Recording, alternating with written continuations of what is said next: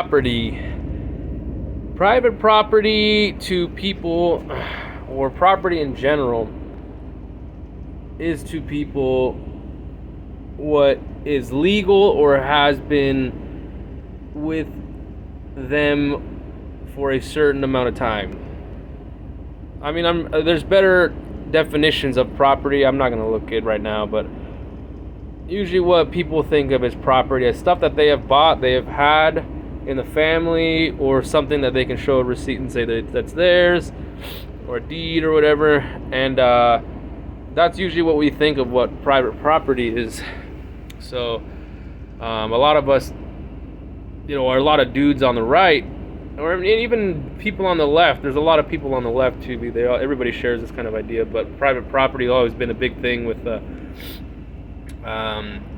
neoliberalism, conservatism, Western thought and everything. But really, in reality, if you think about it, I'm not trying to be a cringe lord about it and just like deconstruct everything, but there is no such thing as property. You have things that are merely in your possession at that moment in time. There doesn't matter if you have a receipt or a deed or a will. Someone is going to negate that.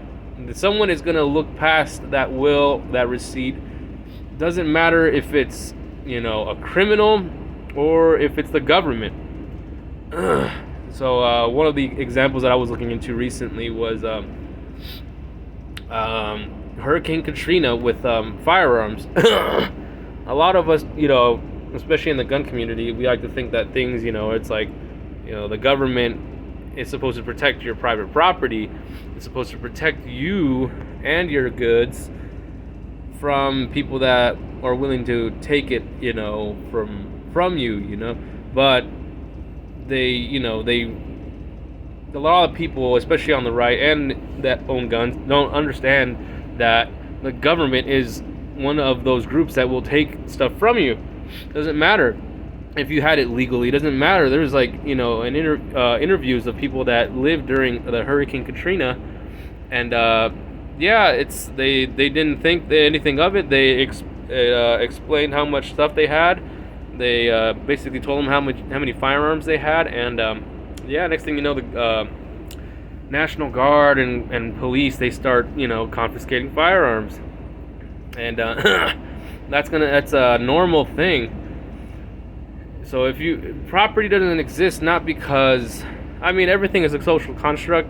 That doesn't negate the validity of some things, but in reality, it's like you do own someone. You don't own someone. It's just they are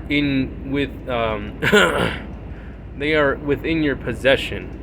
It's like slavery too. It's like the legality of slavery was it made no sense either if you think about it, because those are their own people. It's like anything. There's no such thing as actual like private property. Not looking at it from a communist perspective either, or public property. It's just a word. It's just a word. And there's a lot of words, but just like rights don't exist. We come to these agreements, and we like to think that we're gonna respect each other's rights, but really, in reality, it's like that George Carlin quote: that rights, they don't exist. If you can take it away, I forget how he said with this, the switch of a pen, and then you really never had that right. You've had nothing but privileges. So it's like, I think that's a pretty accurate